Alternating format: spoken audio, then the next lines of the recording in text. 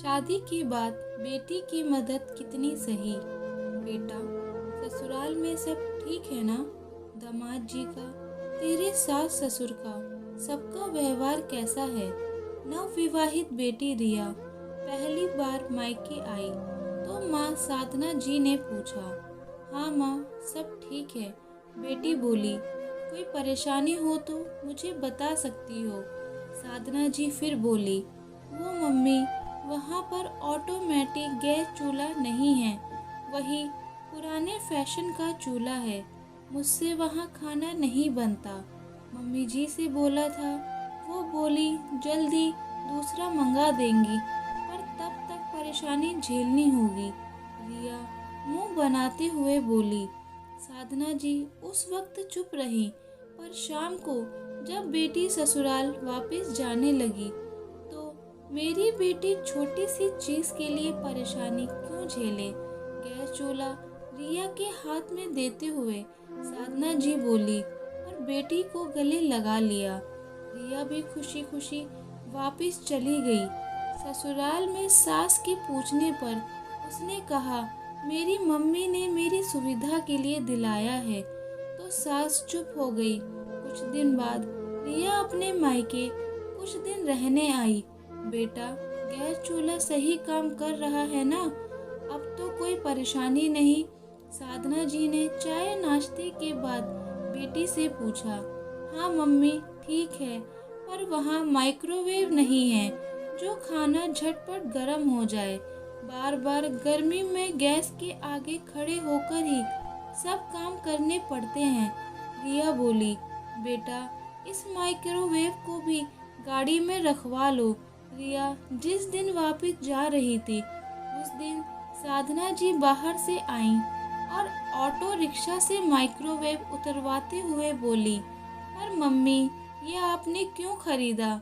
रिया microwave देख बोली, कोई बात नहीं बेटा, तुम यहाँ रहने आई हो, कोई उपहार तो देना ही था, तो यही सही। साधना जी बोली और रिया इस बार भी खुशी खुशी वापस चली गई। साधना, मुझे लगता है तुम्हें माइक्रोवेव नहीं लाना चाहिए था। साधना के पति श्रीकांत बोले, अरे, अपनी इकलौती बेटी को ऐसे कैसे परेशान होने दे सकती हूँ मैं, छोटी सी चीज के लिए? साधना जी ने कहा और अंदर चली गई। बेटा, दिवाली आ रही है, सबके उपहार तो हमने खरीद लिए, तुम्हें कुछ चाहिए तो बताओ। साधना जी ने बेटी से फोन पर कहा। वो मम्मी, यहाँ फ्रिज छोटा है और पुराना भी, अगर हो सके तो। रिया ने अपनी बात अधूरी छोड़ दी। चलो बेटा, मिलते हैं दिवाली पर। साधना जी ने ये कह फोन काट दिया। दिवाली के तोहफों के साथ एक डबल डोर फ्रिज लेकर साधना जी और श्रीकांत जी बेटी के घर पहुंच गए थे।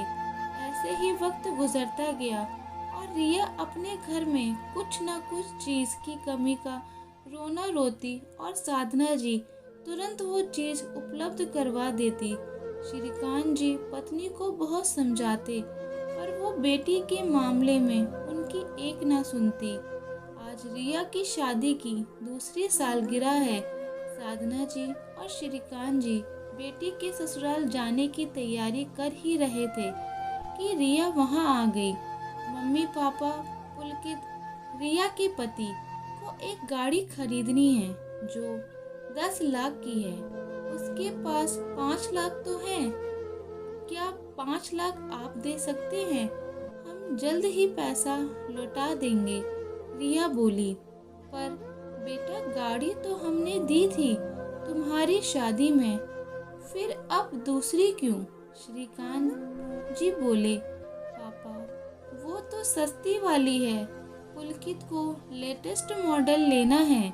रिया चहकती हुई बोली, लेकिन बेटा, इतनी बड़ी रकम का इंतजाम तो मुश्किल है। 40-50 हजार की बात होती तो अलग बात थी।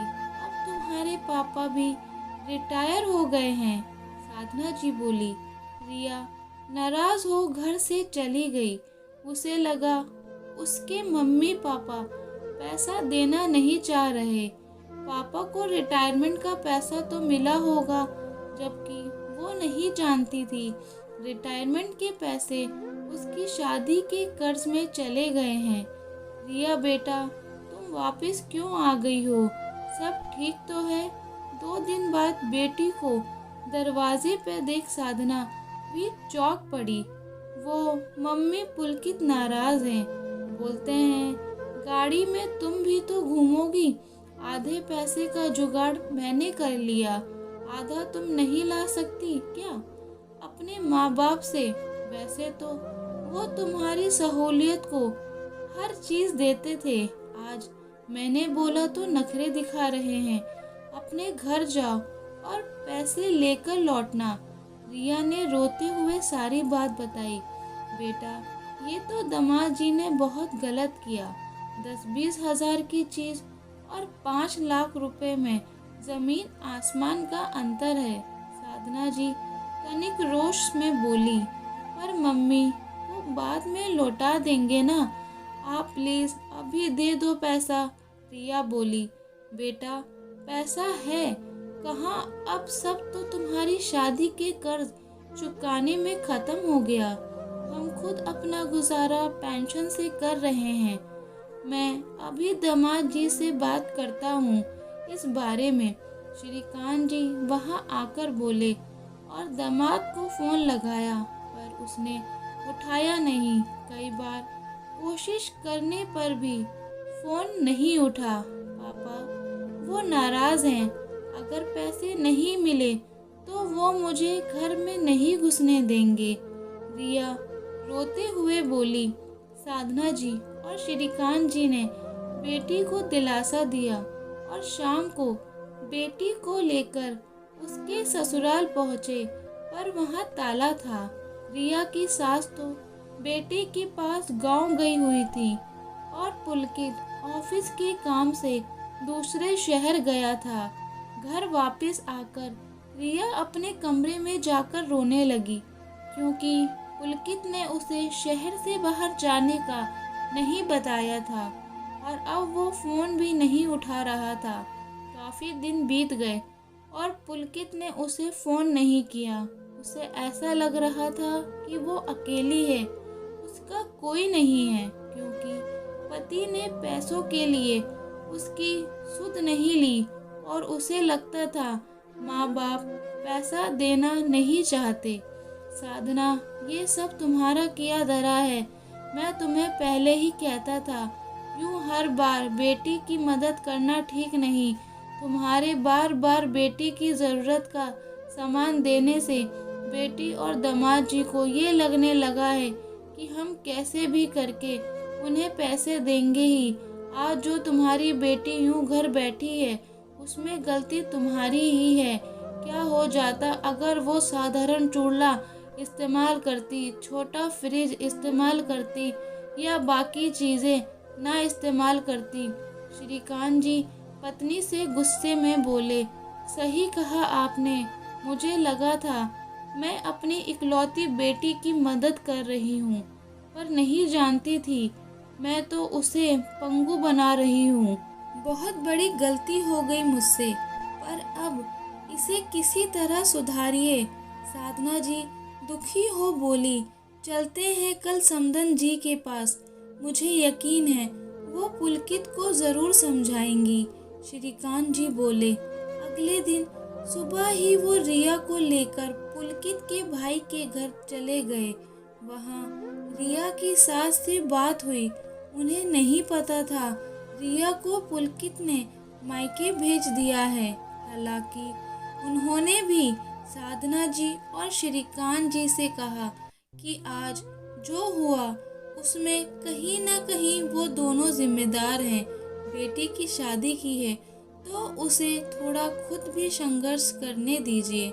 जरूरी नहीं जो पीहर में हो वही ससुराल में भी हो।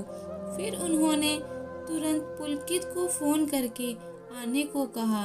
शाम तक पुलकित आया और माँ की डांट पड़ने पर उसे अपनी गलती का एहसास हुआ और वो रिया को साथ ले गया। साधना जी और श्रीकांत जी अपनी समधन का शुक्रिया अदा करते नहीं थक रहे थे। उनकी समझदारी ने बेटी का घर फिर से बसा दिया। दोस्तों, ऐसा अक्सर होता है, बेटी को ससुराल में थोड़ी भी परेशानी हो या किसी चीज़ की कमी हो, माता पिता तुरंत दिला देते हैं।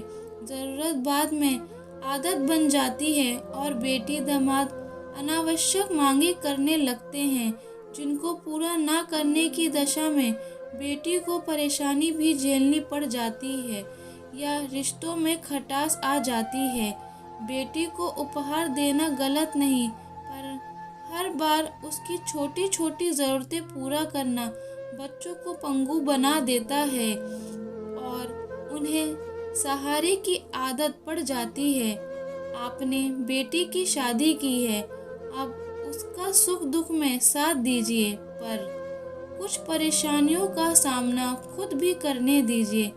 ऐसी मदद का क्या फ़ायदा जो बेटी का घर ही तोड़ दे, क्योंकि हर सास रिया की सास की तरह समझदार नहीं होती। क्या आप इस कहानी से इत्तेफाक रखते हैं? धन्यवाद दोस्तों, आशा करती हूँ ये छोटी सी कहानी आपको पसंद आई होगी।